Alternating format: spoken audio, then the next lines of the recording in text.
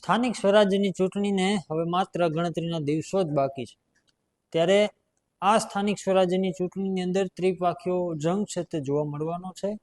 અને જે રીતે આપણે છેલ્લા ઘણો ટાઈમથી જોઈએ છે કે જે ઉમેદવારો છે તેમના દ્વારા લોકોના ઘર ઘર સુધી પહોંચી અને પ્રચાર છે તે શરૂ કરી દેવામાં આવ્યો છે. ત્યારે હું તમને અહીં અમારી ઓફિસ ખાતે જે વોર્ડ નંબર 12ની આમ આદમી પાર્ટીના જે ઉમેદવારોની ટીમ છે તે અહીં પહોંચી છે અને તેમની સાથે જ વાત કરશું. મહિલા ઉમેદવાર છે તેમની સાથે સૌ પ્રથમ વાત કરશું. બેન, તમારું નામ શું છે? વોર્ડ નંબર 12માંથી તમે ઉમેદવારી નોંધાવી છે, તો વોર્ડ નંબર 12ના એવા કયા પ્રશ્નો લોકોએ તમારી સમક્ષ મૂક્યા છે? વોર્ડ નંબર 12ની દક્ષા ગોજારિયા મારું નામ.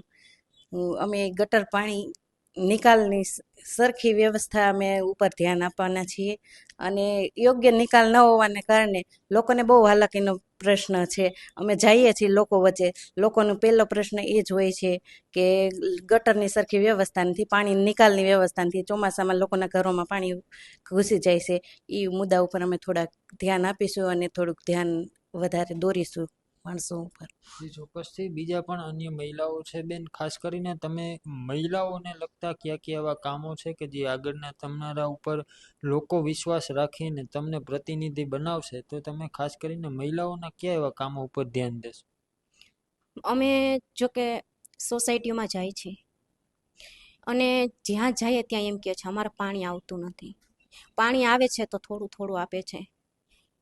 તો અમે જો કરશું કામ પાણી બાબતે, મહિલાનું કહેવાનું એમ થાય છે કે પાણી આપો અમને પૂરું, અત્યારે ઉનાળો છે, પાણી આપતા નથી, તો એને શું કરવાનું અત્યારે? બરોબર. જે ચોક્કસથી બીજા પણ અન્ય ઉમેદવારો છે. તમારું નામ શું છે અને તમે જે પદયાત્રા કરો છો, લોકોના ઘર સુધી પહોંચો છો, તો લોકોની કેવી અપેક્ષા છે તમારી પાસે? લોકોની બહુ મોટી અપેક્ષાઓ હોતી નથી. સ્થાનિક સ્વરાજની ચૂંટણી છે, લોકો પણ જાણે છે કે સ્થાનિક સ્વરાજમાં સ્થાનિક મુદ્દાઓને ઉપર જ ધ્યાન આપવાનું હોય છે. એટલે લોકોની સમસ્યાઓ રોડ, રસ્તા, પાણી, ગટર, સારી સરકારી સ્કૂલ, સારી સરકારી હોસ્પિટલ, સારી એક લાઇબ્રેરી, સારું એક મંદિર, સારું એક બાગ બગીચો, સારું એક શાકભાજીનું માર્કેટ, આવા સ્થાનિક મુદ્દાઓ હોય છે. પણ રાજકોટની ભોગાડે આવેલો એટલે કે રાજકોટના બોર્ડરનો વોર્ડ એટલે કે વોર્ડ નંબર 12 નંબરના વોર્ડની અંદર ખૂબ આ સમસ્યાઓ છે, લોકો પીડાય છે આની ઉપર. હું આરોગ્યની વાત કરું તો વોર્ડ નંબર 12માં 58,000નું મતદાન છે, તેમ છતાં સરકારી પ્રાથમિક આરોગ્ય કેન્દ્ર અત્યારે ખાનગીકરણ એટલે કે ભાડાના મકાનમાં ચલાવવામાં આવે છે. હજારો એવા પ્લોટો પડેલા છે કોર્પોરેશન પાસે કે એના ઉપર બાંધકામ નથી કરવામાં આવતું અને એમના મળતિયાઓ દ્વારા એના જ મકાનમાં ભાડે રાખી આરોગ્ય કેન્દ્ર ચલાવવામાં આવે છે. એવા કયા પ્રશ્નો જે છે કે લોકોએ તમારી સમક્ષ મૂક્યા છે ખરેખર વોર્ડ નંબર 12ની અંદર, એવા ક્યાં છે? લોકો પ્રથમ તો પાણી એટલે કે જીવનની જરૂરી વસ્તુ છે. પાણી ખૂબ શોર્ટેજ છે પાણીની. વિઠ્ઠલભાઈ રાદડિયા ચોકે બહુ મોટો એક પાણીનો ટાંકો 37 કરોડના ખર્ચે બનાવવામાં આવ્યો હતો. ત્યારે આ લોકો એવું કહેતા હતા કે વોર્ડ નંબર 11, 12 અને પાણીની સમસ્યા ક્યારેય નહીં થાય. પણ કરોડો રૂપિયાના ખર્ચે બનાવેલો પાણીનો ટાંકો આજે ખખડધજ હાલતની અંદર છે. તેમ છતાં વોર્ડ નંબર 12માં પાણીનો ખૂબ મોટી સમસ્યા હોય. તાજેતરમાં જે ડીઆઈ લાઈન નાખવામાં આવી, જ્યારે ખોદકામ કરવામાં આવતું હતું ત્યારે ગટરો બહુ લીકેજ થઈ હતી. ગટરો લીકેજ થવાના કારણે ગટરનો જે સ્મેલવાળું પાણી અત્યારે નળમાં લોકોને મળી રહ્યું છે. પીવાનું પાણી સ્મેલવાળું આવે છે. ચોક્કસથી બીજા પણ અન્ય ઉમેદવારો છે, તેમની સાથે પણ વાત કરશું. તમારું નામ શું છે? મારું નામ મહેશભાઈ મનસુખભાઈ રાઠોડ છે અને વોર્ડ 12માં આમ આદમી પાર્ટીનો ઉમેદવાર છું. વોર્ડ નંબર 12માં તમે ઘર ઘર સુધી પ્રચાર કરો છો, લોકોનો પ્રતિસાદ કેવો મળી? લોકો સુધી અમે જાય ત્યારે લોકોનો પ્રશ્ન એક જ હોય છે કે ભાઈ અમે વેરો ભરીએ છીએ, મકાન વેરો ભરીએ છીએ. મકાન વેરો ખાલી કહેવાનું નામ છે. મકાન વેરાની અંદર રોડ વેરો આવે, સફાઈ વેરો આવે, શિક્ષણ વેરો આવે, પાણી વેરો આવે. લોકોનું એવું કહેવાનું છે કે અમે કાંઈ નથી માગતા, અમે જે વેરો ભરીએ છીએ, ટેક્સ ભરે, એના પ્રમાણે અમને સુવિધા મળવી જોઈએ કે ન મળવી જોઈએ.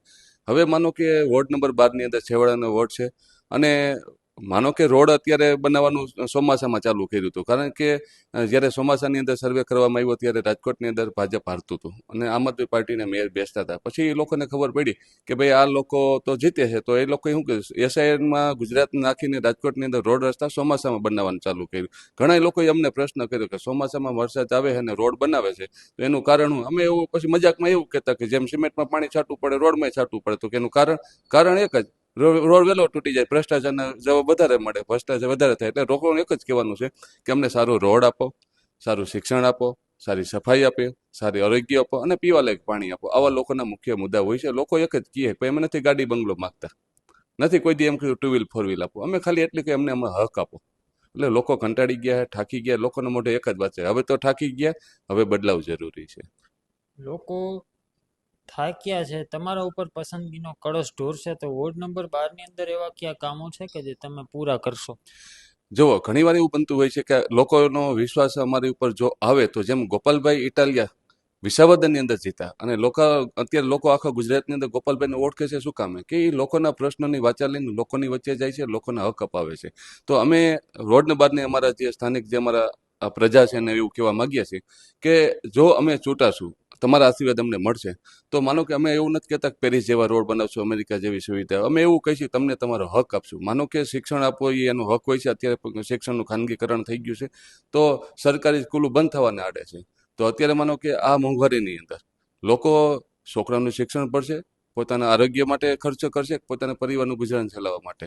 તો સારું શિક્ષણ મળે તો એમને એક એ ફાયદો થશે. તમે એવું કંઈ સારું શિક્ષણ આપશું, સારા રોડ આપશું, તમને પીવાલાયક પાણી આપશું, અને છેલ્લે અમે એક જ કહીએ છીએ કે અમે તમને તમારો હક આપશું. બીજું કે જો અમે જીતી અને તમારા વિશ્વાસ અમારા ઉપર અમે ઊણા ઉતરીએ તો રાજસ્થાનની ઉપર કેમ કે 5 વર્ષે ઘરે બેહાડી દેજો, તો અમને ઘરે બેહાડી દેવાને 5 વર્ષ પછી પબ્લિકની વચ્ચે જાવ તો કામને નામે મત માગશું ને જો કામ ન હોય ને તો શરમ રાખ્યા હોય ને અમને ઘર ભેગા બેહાડી દેજો. ભાજપની જેમ એમ નહીં કે પાછો હજી એક મોકો દો, નથી જોતો મોકો. અમે કામ કરવાનું લાયક અમે ન હોય તો કામ મોકો દેવો જોઈએ, પરંતુ લોકોને એવું કહી છે કે અમે તમારા કામમાં, તમારા વિશ્વાસમાં અમે ખરા ઉતરશું. ચોક્કસથી તો આ હતા વોર્ડ નંબર 12 ના 4 ઉમેદવાર કે જેમના દ્વારા લોકોના કામ કરવા પર પોતાનો વિશ્વાસ છે તે વ્યક્ત કર્યો છે. અને હવે લોકો કોના પર પોતાની પસંદગીનો કળશ ઢોરશે તો આવનારો સમય જ બતાવશે. કેમેરા પર્સન પ્રદીપ પાઠક સાથે Rajesh Joshi, BS9 TV news, Rajkot.